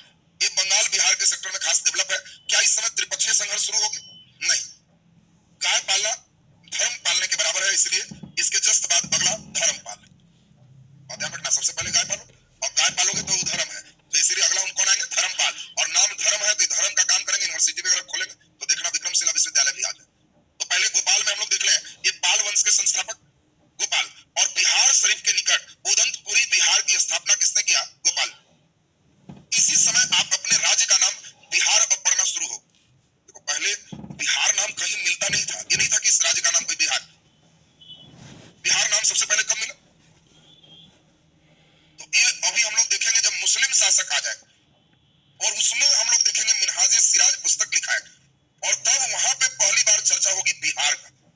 और वो बिहार बनने का कारण ये पाल वंश है, क्योंकि इस समय में बिहार शरीफ के हिस्से में सबसे पहला जो डेवलपमेंट है वो बिहार शरीफ का हिस्सा ही में नहीं, नालंदा का हिस्सा ही सबसे पहले। और उन हिस्सों में बौद्ध भिक्षुओं को रहने के लिए जो बौद्ध मठ बनाए गए, उस जगह को विहार कहते थे। उसी में प्रमुख बहुत बड़ा एक विहार था, उदंतपुरी बिहार। अब आपसे पूछा जाएगा उदंतपुरी बिहार कहाँ है? तो नालंदा में, बिहार शरीफ के निकट है। और उस बिहार को कौन बनाया? गोपाल। और उसी विहार विहार करते करते इसका नाम बिहार हो। तो बिहार नाम की चर्चा आगे जो है चलेगा, लेकिन पहले अभी ध्यान रखना है, गोपाल से 2 प्रश्न, पाल वंश के संस्थापक और उदंतपुरी बिहार की स्थापना, ये भी गोपाल ने की। बोलो क्लियर है सबका? अब दूसरा नंबर राजा कौन है? धर्मपाल। धर्मपाल से जो आपके क्वेश्चन होते हैं उसको हम लोग जरा ध्यान से सुन लें। धर्मपाल के सबसे पहला इंपॉर्टेंट चीज क्या है? विक्रमशिला विश्वविद्यालय की स्थापना। विक्रमशिला सुन लीजिए जरा ध्यान से। अब उसको हम लोग एक बार फिर से सुनते हैं। पाल वंश में हम लोग अभी 3 राजा हम लोग सुनेंगे। सबसे पहला राजा गोपाल, दूसरा धर्मपाल, तीसरा जल्दी बोलो देवपाल, और तब महिपाल आए। महिपाल अंतिम है जिसको हराए। तो इसीलिए आपको ध्यान रखना है फिर से, सबसे पहला राजा कौन हो गया? गोपाल। गोपाल में आपको 2 बात बताए, जल्दी याद करिए। पहली बात आपको क्या याद आया? गोपाल पाल वंश का संस्थापक है, और बिहार शरीफ के निकट उदंतपुरी बिहार के संस्थापक। ये तो क्लियर है सबका? और गोपाल के बाद बोलो अगला राजा कौन है? धर्मपाल। ये अब बहुत इंपॉर्टेंट है। इसी के समय त्रिपक्षीय संघर्ष की शुरुआत। जरा ध्यान दीजिए, त्रिपक्षीय कहां कहां स्टार्ट है, तीनों का पूछता है। त्रिपक्षीय संघर्ष का मतलब तुम समझ गए कि जो धर्मपाल है वो कन्नौज तक पहुंच चुका है। जब तक कन्नौज नहीं जाएगा तो त्रिपक्षीय क्यों शुरू हो?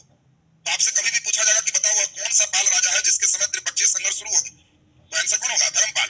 और त्रिपक्षीय संघर्ष जो शुरू हुआ, तो इसमें हम लोग 2-3 महत्वपूर्ण चीज देखेंगे। किसके किसके साथ लड़ाई हुआ वो आपको दोनों चालुक्य, सॉरी, इसमें हम लोग अभी पाल, प्रतिहार और राष्ट्रकूट में, प्रतिहार और राष्ट्रकूट की कहानी में डिटेल है। अभी उसके एक निर्माण का कार्य हम लोग महत्वपूर्ण देख लें कि इसके द्वारा एक बहुत इंपॉर्टेंट निर्माण हुए। कौन सा? विक्रमशिला विश्वविद्यालय की स्थापना। और कहां हुआ? भागलपुर में। अब जरा ध्यान दीजिए, तो भागलपुर के हिस्सा ध्यान देना, बिहार के मुख्य राजा ही, और भागलपुर अगला जो राजा आएगा उसको अपनी राजधानी बिहार के मुंगेर बनाएगा। तो इसीलिए आपको ध्यान रखना उधर का हिस्सा इसका कैपिटल चलेगा।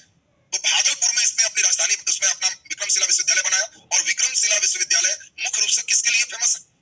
वज्रयान। हम लोग का शाखा कौन सा है? वज्रयान। तो अब हम लोग जरा ध्यान दीजिए, इसमें लगभग बातें आपको क्लियर हो गए। एक नजर केवल सुनने से पाल वंश वंश का जो बेसिक है वो आपका खत्म हो जाएगा। तो जल्दी जल्दी सुन ले। पाल के संस्थापक गोपाल, बिहार शरीफ में उदनपुरी बिहार की स्थापना गोपाल, धर्मपाल में दो चीज इंपॉर्टेंट बताए, कन्नौज त्रिपक्षीय संघर्ष की शुरुआत और विक्रमशिला विश्वविद्यालय की स्थापना। तो हम समझते हैं धर्मपाल भी दोनों क्लियर है। अब इसको कौन कौन हराएगा, कौन कौन से जीतेगा, इसकी कहानी आगे चलेगी। तब आएगा देवपाल। देवपाल ने अपनी राजधानी कहां बनाया, मुंगेर। और देवपाल के बाद फिर आगे जब बढ़ेंगे तब महिपाल, और महिपाल को ही कौन हराया, चोल राजा राजेंद्र प्रथम और गंगईकोंड चोल की उपाधि धारण की। याद है सबको। तो इधर हम लोग पाल वंश में देखेंगे, पाल जब खत्म हुआ तो चूंकि चोल राजा तो गंगा के ही क्षेत्र तक रहा, तो बाकी बिहार के बाकी क्षेत्र में, बंगाल के बाकी क्षेत्र में पाल वंश के बाद जो वंश आया उस वंश का नाम है सेन वंश। और ध्यान रखिएगा उस वंश का नाम क्या है, सेन। और सेन वंश में आगे हम लोग कहानी सुनेंगे। इसी के समय हम लोग देखेंगे एक व्यक्ति का आक्रमण होगा, मुस्लिम आक्रमण, और उसी में बख्तियार खिलजी आगे बढ़ेगा। और जब बख्तियार खिलजी आगे बढ़ेगा तो वो बंगाल बिहार के क्षेत्र में जब जीतने जाएगा तो यहाँ का राजा लक्ष्मण सेन वगैरह क्या करेगा, लड़ने के डर से भाग जाएगा, क्योंकि वो सुना है कि जिधर जाता है तहलका मचा के रख देता है। तो हिम्मत भी नहीं हुआ लड़ने का। और वो भी बख्तियार खिलजी कोई राजा नहीं है, मोहम्मद गोरी के सेनापति। और सेनापति फौर में आया कि थोड़ा देखते हैं कहां तक जा सकते हैं। वो जिधर जाए डर से सब भागते ही चला गया और बिहार भी पूरे खाली मिला। तो जब खाली मिला तो बख्तियार खिलजी अपना खूब बढ़िया से काम किया, नालंदा यूनिवर्सिटी को जला देना, पेड़ और बोधी ब्रिज को काट देना, पूरे हंगामा उसका हम लोग सुने। जबकि वो जानता था कि इस समय नालंदा यूनिवर्सिटी से बढ़िया कोई यूनिवर्सिटी नहीं। नालंदा यूनिवर्सिटी में हजार हजार टीचर है, तो लड़कन कितने होंगे अंदाज कर ही रहे हो। एक एक हजार शिक्षक है, वो भी आवासीय है। चीन से लोग का सबसे पसंदीदा, चीन के अमीर के बच्चा यहीं पढ़ता था। चीन में कोई बहुत अमीर हो तो इंडिया पढ़ने भेजता था नालंदा यूनिवर्सिटी, कि वहीं पढ़ लो, वहां से बढ़िया कोई यूनिवर्सिटी नहीं। और उसको पूरा बख्तियार खिलजी जला दी। कहा जाता है बख्तियार खिलजी को एक रोग भी हो गया, असाध्य रोग था, उसके जो भी चिकित्सक थे पूरा इलाज किए, ठीक नहीं हो रहा था। और तब उसको सलाह क्या दिया कि आप वाला से नहीं ठीक होगा, नालंदा यूनिवर्सिटी के बैच से दिखाइए, बहुत हाई फाई सभी लोग, वो ठीक कर देंगे। तो बख्तियार खिलजी खूब कस के हंसा कि बताओ अरब के और तमाम लोग नहीं करेगा तो नालंदा जो बैठ के पागल जैसा केवल बौद्ध धर्म का पढ़ता है, इससे क्या हो। अच्छा ठीक है, बुलाओ डॉक्टर। और डॉक्टर को क्या कहा, डॉक्टर को कहा कि सुनो, हमको कौन रोग है हमको देख के पता लगा लो, और हम तुम्हारा कोई लिखा हुआ दवाई नहीं पिएंगे, हम बौद्ध धर्म नहीं है, हम मुस्लिम है, हमारे सब रोग का इलाज मेरे कुरान शरीफ में। ये लो कुरान शरीफ, और बता दो कौन पेज से कौन आयत पढ़े कि मेरा रोग ठीक हो जाए। एक दिन का समय देते हैं, ठीक कर दो बिना दवा के, खाली कुरान पढ़वा के, हम मान जाएंगे कि नालंदा यूनिवर्सिटी में भी बढ़िया बढ़िया वैद्य और बहुत पढ़ा लिखा लोग है। वो वैद्य साहब क्या किए, देखे दवाई तो खाएगा नहीं, और वो कुरान शरीफ लेते गए, अगले दिन लेते आए और कहे पेज नंबर इतना से इतना डेली 2 बार सुबह और शाम पढ़िए, 5 पेज 6 पेज, आपके रोग पढ़ने से सही हो जाएगा। लेकिन एक अच्छा काम किया, कुरान शरीफ के उतने पेज जैसा वो बताया पढ़ा, और सही में रोग सही हो गया, ठीक हो। और जब ठीक हो गया तब बख्तियार खिलजी बुलाया उसको, अच्छा ये बताओ तुम बौद्ध हो, हमारे कुरान की आयत में कैसे जाना कि इस श्लोक से मेरा रोग ठीक होगा, और हमको कौन रोग है ये कैसे पता चला। वैद्य ने कहा कि आप जिस समय हाथ देख दिए थे तो हम आपका नब्ज टटोल के ये पता लगा लिए थे आपका रोग कौन। बड़ा उत्सुक हुआ, अच्छा ठीक है रोग कौन है ये तो तुम जान गया, ये तो वैद्य कर सकता है, फिर कुरान का आयत कैसे जान गया, तुम तो बौद्ध धर्म कैसे जाना कि ये श्लोक ये आयत पढ़ेंगे तो मेरा रोग ठीक हो। कहा कि उस हम नहीं जानते, आयत पढ़ने से थोड़े रोग ठीक होता। आपने कहा हम दवाई नहीं पिएंगे, तो हम क्या किए, जो दवा आपके रोग के लिए था वो हम जानते थे कि आप कुरान पढ़ते समय उंगली से उठाएंगे तो बीच बीच में जीभ पर लगा लगा के पन्ना पलटेंगे, तो हम इसीलिए उतना पेज दे दिया और सब पेज में दवा लगा के हम दिए थे। तो आप जब ऐसे करके उलट रहे थे तो दवा तो आपके जीभ में चला गया था, तो उससे आपका रोग ठीक हो। तब बख्तियार खिलजी को बड़ा अफसोस हुआ कि इतना भयंकर नॉलेज वाला यूनिवर्सिटी को हम बेकार चला। बात समझिए। तो यहाँ नालंदा यूनिवर्सिटी को आप देख रहे हैं कि कितने महान महान यहाँ वैद्य थे। तो अब हम लोग जरा ध्यान दीजिए, पाल को एक नजर सुन लिया जाए और तब पाल में बहुत लोड नहीं पड़ेगा, अगला में अब लोड पड़ेगा, जिसको ध्यान रखना है। पाल जल्दी जल्दी, पाल के संस्थापक गोपाल, गोपाल के साथ दो चीज, पाल के संस्थापक बिहार शरीफ के निकट उदनपुरी बिहार की स्थापना, बोलो गोपाल के बाद अगला राजा धर्मपाल। धर्मपाल में भी दो चीज, ये विक्रमशिला विश्वविद्यालय की स्थापना भागलपुर में किया, और दूसरा त्रिपक्षीय संघर्ष की शुरुआत। याद है सबको। अब इसके बाद बता दो जल्दी, धर्मपाल के बाद देवपाल, और देवपाल अपनी राजधानी कहां बनाया, मुंगेर। उसके बाद महिपाल, और महिपाल के समय चोल राजा राजेंद्र प्रथम से संघर्ष हुआ जिसमें महिपाल हारा। और तब हम लोग देखे पाल वंश के बाद बंगाल में कौन वंश आया, सेन वंश। इतनी बात तो अभी एकदम क्लियर है सबका। अब अभी हम पूछेंगे, अब यहाँ से हम लोग को मेन चलना है राष्ट्रकूट। अब राष्ट्रकूट अगर समझ में आ जाए तब तो लोड खत्म, क्योंकि राष्ट्रकूट में लोड पड़ेगा, और तब है गुर्जर प्रतिहार, तीनों एक साथ फिर जोड़ देंगे तो आपका दुख क्लियर। त्रिपक्षीय संघर्ष से एक क्वेश्चन यहाँ से पक्का मान के चलो है, और ये भी मान के चलो कि पक्का 100 में 90 लड़के लगभग अगर पूरे अभ्यास में है तो ठीक है, नहीं तो नहीं बनते, क्योंकि इधर का सेक्टर तुमको बार बार कह रहा है कि अभ्यास बहुत करेगा तो बनेगा, नहीं तो बनेगा ही। तो अब जरा जल्दी से हम लोग देखें राष्ट्रकूट कहां पे है, ये बात आपको याद है। आपको याद है कि महाराष्ट्र से लेकर के कहां तक, कर्नाटक तक। धीरे धीरे आपको हमने बताया कि राष्ट्रकूट पहला ऐसा दक्षिण का वंश है जिसने उत्तर की राजनीति में हस्तक्षेप किया।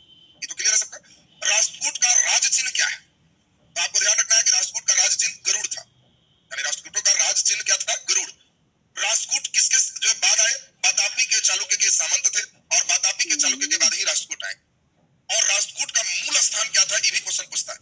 तो इनका मूल स्थान महाराष्ट्र में बीदर में एक जगह है लातूर। लातूर अक्सर जो है सुखाग्रस्त क्षेत्र के लिए बड़ा फेमस आजकल भी रहता है। वो लातूर क्षेत्र जो आप देख रहे हो ये राष्ट्रकूटों का मूल स्थान है। तो हम लोग ध्यान दें, लातूर इनका मूल स्थान है, एक बार मूल स्थान भी पूछ चुका है। और राष्ट्रकूट के संस्थापक कौन है? दंतीदुर्ग। और आपको याद है चालुक्य वंश के अंतिम राजा पिछले दिन समझाए थे, कीर्तिवर्मन की हत्या करके खुद से राष्ट्रकूट वंश बना है। अब हम लोग ध्यान दें, राष्ट्रकूटों की राजधानी कहाँ है? मान्यखेत। मान्यखेत कहाँ है? जल्दी बोलिए। तो हम लोग देखेंगे ये जो भी चलेगा ये कहाँ चलेगा? कर्नाटका के क्षेत्र। तो अब हम लोग यहाँ पर राष्ट्रकूट से संबंधित इतनी बातें कि एक बार फिर से सुन लीजिए, क्योंकि अब त्रिपक्षीय जो शुरू होगा वहां से लोड आ जाएगा। तो पहले इतनी बात फिर से, राष्ट्रकूट का राज चिन्ह क्या है? गरुड़। राष्ट्रकूट किसके सामंत थे? वातापी के चालुक्य के। राष्ट्रकूटों का मूल स्थान क्या था? लातूर। और राष्ट्रकूट के संस्थापक कौन है? दंतीदुर्ग। दंतीदुर्ग किसको हराया? कीर्तिवर्मन को। और इसकी राजधानी कहाँ है? मान्यखेत। इतनी बातें बेसिक क्लियर है सबका। अब यहाँ से हम लोग जो सुनने जा रहे हैं इस पर थोड़ा सा ध्यान चाहिए। 3 राजा के बाद फिर स्टेप आपका इसमें खंड करेंगे। अगला राजा है कृष्ण प्रथम। जनरली बेटा बनता है, ये कृष्ण प्रथम दंतीदुर्ग के चाचा है। उल्टा है, भतीजे पहले है, चाचा बाद में। कारण दंतीदुर्ग का कोई बाल बच्चा नहीं, तो कोई बाल बच्चा नहीं है, पार लग गया, तो जो अगला उसका चाचा है वो मोर्चा पकड़ लिया। तो इसीलिए चाचा के कारण कृष्ण प्रथम भी कभी कभी पूछा जाता है। वो लड़के गेस नहीं कर पाते, दंतीदुर्ग और के बाद कृष्ण प्रथम राजा बने जो दंतीदुर्ग के थे। पुत्र, भाई, तो लड़के जनरली पुत्र या भाई पे ही ज्यादा रहते, चाचा तो सोच भी नहीं सकते कि भतीजा के बाद चाचा राजा कैसे बने। तो एक चाचा में दिमाग रखना, ये आपका एक जगह चाचा करके भी पूछा हुआ है। और कृष्ण प्रथम के साथ बहुत इंपॉर्टेंट क्या है, एलोरा में इसने एक बहुत बड़ा मंदिर बनवाया, कैलाश नाथ मंदिर। तो आपसे पूछा जाएगा कैलाश नाथ मंदिर का निर्माण कौन किया? कृष्ण प्रथम। अब हम लोग जरा ध्यान दीजिए, एलोरा कहाँ है? महाराष्ट्र के औरंगाबाद में। तो महाराष्ट्र के औरंगाबाद में एलोरा है, और एलोरा में इसने कैलाशनाथ मंदिर बनवाया। कृष्ण प्रथम इसके लिए खास फेमस हो गया। तो बता दो पहला राजा दंतीदुर्ग, दंतीदुर्ग के बाद कृष्ण प्रथम। अब मेन आगे हमारे सितारा लगा करके ध्रुव तारा राजा है ध्रुव। कृष्ण प्रथम के बाद ध्रुव है, ये पहला राष्ट्रकूट राजा है जो त्रिपक्षीय संघर्ष शुरू कर दे। हम सब में पूछेंगे त्रिपक्षीय किसका किसका? पाल का पहला। इसका मतलब है कि इसको धर्मपाल से लड़ाई हो। और फिर हम लोग राष्ट्रकूट का पहला तो ध्रुव, और फिर प्रतिहार का पहला चलेंगे तो समझ जाओगे कि वो तीनों बढ़ियागा कैसे। तो पहला तीनों दिमाग में सिर्फ रखना, इसका पहला कौन है? ध्रुव। और ध्रुव पहला दक्षिण का राजा है जो उत्तर भारत की राजनीति में खुद हस्तक्षेप किया है। कई बार लड़के वंश पढ़ के जाते हैं और राजा का नाम पूछ देता है, पूछेगा दक्षिण का वो कौन पहला राजा था जो उत्तर की राजनीति में हस्तक्षेप किया, और नाम इतना छोटा है कि गेस नहीं कर पाते लड़के, आंसर ध्रुव हो। तो ध्रुव पहला राजा है, और ये त्रिपक्षीय संघर्ष का शुरुआत किया है। नहीं तो दक्षिण वाला दक्षिण में रहता तो द्विपक्षीय रहता, खूब होता लड़ाई। तो प्रतिहार वर्सेस पाल, ये बीच में टांग लगा दिया कौन? राष्ट्रकूट, और त्रिपक्षीय बना दी। ये त्रिपक्षीय संघर्ष प्रारंभ किए, और इसने दो काम किए। अब सुन लीजिए, प्रतिहार राजा है वत्सराज। कुरुक्षेत्र प्रतिहार पढ़ेंगे तो समय राजा कौन आएगा? वत्सराज। और वत्सराज को इसने पराजित किया, यानी जब ऊपर गया तो वत्सराज को पराजित किया। और इसी समय पाल नरेश कौन है? धर्मपाल, इसको भी पराजित किया। मतलब जबरदस्त एंट्री, एंट्री तो जबरदस्त ना है, इसको भी हरा रहा है और उधर भी हरा रहा है। तो इसका मतलब ध्रुव कितना इंपॉर्टेंट होगा ये समझ रहे। लेकिन हराने के बाद क्या ही कन्नौज रहा? नहीं, दोनों को ठोक पीट के चला आया कि हमारा नीचे ठीक है, ऊपर तो केवल हम गए थे कि लोग जाने कि एक पावर नीचे भी है। अब बताइए, ध्रुव की बात तो समझ में आ गई। अब पूछा जाएगा कि बताओ कौन पहला राष्ट्रकूट राजा है जो कन्नौज को राजधानी बनाया? तो उसमें ध्रुव नहीं, दिमाग में से रखना। त्रिपक्षीय संघर्ष की शुरुआत कौन किया? तो राष्ट्रकूट राजा ध्रुव। तो पहले फिर से तीनों याद करो। पहला नंबर दंतीदुर्ग, चाचा जान इसके कृष्ण प्रथम, और इसके बाद ध्रुव। ध्रुव में हम लोग देख लिए 2 बात, ध्रुव पहला दक्षिण का राजा है जो उत्तर भारत की राजनीति में हस्तक्षेप किया, और इसने दो को हराया। पाल राजा कौन है? धर्मपाल। धर्मपाल के समय त्रिपक्षीय शुरू है। और बोलो प्रतिहार राजा कौन है? वत्सराज। बात ध्यान रखिए। अब आपको ध्यान रखना है कि ध्रुव प्रतिहार राजा किसको हराया? वत्सराज। और पाल राजा धर्मपाल को। ये तो दिमाग में सब सेट हो गया। अब यहाँ से राजा आपके बढ़ रहे हैं गोविंद तृतीय, और गोविंद तृतीय अगला राजा अब बहुत महत्वपूर्ण है, इसको आप सुनते जाएं। यहाँ से 3-4 राजा और आएंगे, और तब प्रतिहार आपके दिमाग में आ जाएंगे। फिर एक बार लिखेंगे तो याद हो जाएगा। याद करते चलो, अभी 3 एकदम दिमाग में है ना, दंतीदुर्ग, कृष्ण प्रथम और ध्रुव, एकदम 3 दिमाग में। 3 फिर आएगा, बस एकदम 6 दिमाग में केवल बैठा लो। 6 जहां बैठ गया और कहानी बैठ गया तो राष्ट्रकूट का बेस हो, और तब कुरुक्षेत्र प्रतिहार में थोड़ा लोड, उसके बाद तीनों जोड़ने के बाद दुख खत्म हो जाता। तो अब जरा जल्दी से सब लोग सुनेंगे। गोविंद तृतीय, इसने अब सोच लीजिए कितना महत्वपूर्ण भूमिका निभाया। आपको अभी हम बताएं, नीचे तक का क्षेत्र में मानचित्र आप देख रहे हैं। नीचे कौन कौन है? पांडे हैं। इधर इस समय कौन है? पल्लव है। केरल साइड में गंग है। गंग का क्षेत्र किधर है? केरल। सब कोई ठीक कर दिया। पांड, पल्लव, गंग, इस सब राजा के संघ को नष्ट करके नीचे बहुत बड़े सेक्टर तक चला गया। और गोविंद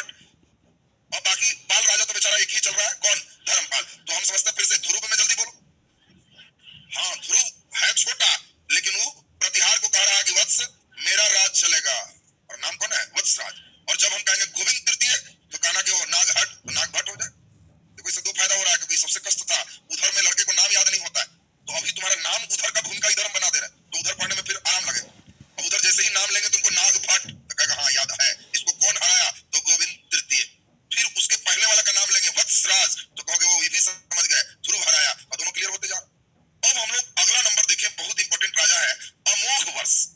और अमोघ वर्ष देखो, इसमें एक चीज बता दें, अभी जो हम लोग चल रहे हैं राष्ट्रकूट का, इसके शुरुआती सभी राजा हिंदू हैं, लेकिन बाद के जितने राजा हैं वो सभी जैन हैं। इसलिए भी इंपॉर्टेंट है, जैन साहित्य और जैन के कारण ये बहुत महत्वपूर्ण होता है। तो आपको पूछा जाएगा किस वंश के शुरुआती राजा हिंदू, लेकिन बाद के सभी राजा जैन धर्मावलंबी हैं, तो राष्ट्रकूट हो जाएगा। और यहाँ से अमोघ वर्ष से ये देखोगे कि जैन धर्म की शुरुआत है और सब लगातार अब जैन ही तुमको नीचे मिलेंगे, यहाँ तक हिंदू धर्म कंप्लीट हो जाएगा। अब अमोघ वर्ष में जरा दिमाग में हम लोग सेट करें। अमोघ वर्ष के साथ दो तीन चीज बहुत महत्वपूर्ण है। पहला, अमोघ वर्ष के दरबार में जो थे वो उनके गुरु भी थे, इनका नाम है जिनसेन। पूछा जाएगा जिनसेन किनके दरबार में? अमोघ वर्ष। और जिनसेन के प्रभाव में आके इसने भी जैन धर्म बाद में अपना लिया, तो जिनसेन एक बहुत इंपॉर्टेंट हो गया। जिनसेन किसके दरबार में हो गया? अमोघ वर्ष। फिर इसने चालुक्य शासक को हराया। ये चालुक्य कौन है? पेंगी के चालुक्य, क्योंकि सोमेश्वरम के बाद तो उधर कंटिन्यू चल रहा है। और चालुक्य राजा को हराने वाला कौन है इसमें? अमोघ वर्ष। और इसमें हम लोग ध्यान दें, वीर राघवन की उपाधि धारण भी इसने किया। कन्नड़ भाषा में कवि राजमार्ग ग्रंथ की रचना। और हम लोग देखेंगे इसमें अमोघ वर्ष में अब एक दो बहुत महत्वपूर्ण चीज है। राज्य के महामारी पूरे फैल रहे थे, हैजा कॉलरा, और इसको लोग कहे कि कुछ त्याग कीजिएगा तो महामारी रुक जाएगा। तो ये क्या किए जो सुन लीजिए, लक्ष्मी जी को अपना वो उंगली काट के ही चढ़ा दी। प्रजा लोग तो उंगली काटते थे, ये राजा ही उंगली काट ली। तो एक उंगली, तो क्या सोच रहा है सब पारे लगा दे, इसके फिर मैंने तो सब क्या करा दे। तो एक उंगली काट के पूछा जाए कि बताओ कौन से राजा महामारी से बचने के लिए अपनी एक उंगली भेंट कर दिए? तो ये अमोघ वर्ष। उस समय जैन धर्म नहीं मानते थे, इसलिए लक्ष्मी जी के पास अपना ही समर्पण कर दी। बाद में जिनसेन के प्रभाव में आकर के अपना जैन धर्म अपनाए। और अंतिम में जैन धर्म में आपको याद होगा काया क्लेश, शरीर अपने से पार लगाना। और इसीलिए अमोघ वर्ष तुंगभद्रा नदी में समाधि ले लिए। अपने बेटा को कहे कि लो अपना राज करो, हम सुख संपत्ति माया मोह सब त्यागते हैं और चले तुंगभद्रा नदी में समाधि ले लेने। समाधि माने बस बढ़ चले तो बढ़ चले, तब तक जब तक डूब नहीं जाए। जहां पानी एकदम ज्यादा हो गया, तैरने नहीं है, बस ऑटोमेटिक अंडरग्राउंड हो जाएंगे, उसको जल समाधि का। तो जल समाधि लेकर के पार लग गए कौन? अमोघ वर्ष। तो अमोघ वर्ष में दो मेन क्वेश्चन आएगा, एक जिनसेन और दूसरा आपको ध्यान रखना है चालुक्य राजा को हराना। तीसरा महत्वपूर्ण है तुंगभद्रा नदी में समाधि। और कन्नड़ भाषा में पुस्तक कौन है? कवि राजमार्ग। तो कवि राजमार्ग पुस्तक भी आपको ध्यान रखना है। तो अब जल्दी से राजा अब तक पहुंच गए कितने? 5। एक और होगा तो हम फिर कंटिन्यू करेंगे 6 का। 5 का 5 पहले कंटिन्यू करो। ऊपर सबसे पहले दंती दुर्ग, चाचा कौन?